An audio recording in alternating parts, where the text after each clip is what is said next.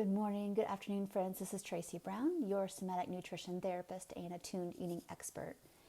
And we're going to talk about all things boundaries this week around food, around how we talk to ourselves, and who and how we let others into our food and body space. So in this quick video, let's just talk about food really quick.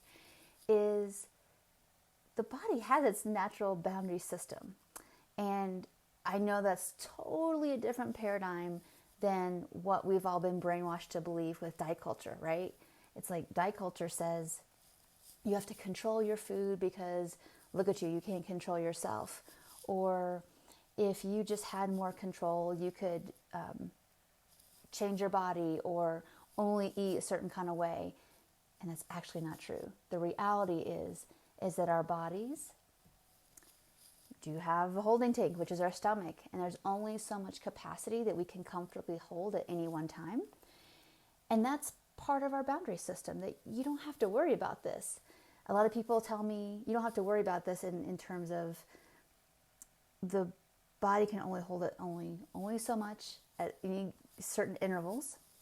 And the idea that you have to worry about this, control this, is diet culture. So if you actually want to have more management and boundaries with your eating, the best thing you could ever do is give yourself full permission to eat, to know where your edges are, to eat a variety of different kinds of foods at different kinds of day, purposely do variety so you learn like what your body responds to in different kinds of seasons of your life in a most comfortable way possible. That's totally antithetical, right, to diet culture. Diet culture says control everything all the times, and then you can control other things in your life. We know that's not true, right? But that's what diet culture says. So today, I want you all to focus on food boundaries, that you will have an inevitable ebb and flow of hunger and fullness all day long. It may be more than you think you should eat, but that's diet culture, because the body doesn't say that. The body doesn't keep score in terms of like your food intake and say, oh, you did it wrong today. It says, this is what I need, this is enough. And the only way we learn to find that information out is by eating. So we're going to talk a little bit more in the rest of this week about some other boundary issues. On Wednesday, we're going to talk about your relationship with how you talk to yourself, about your food, your body.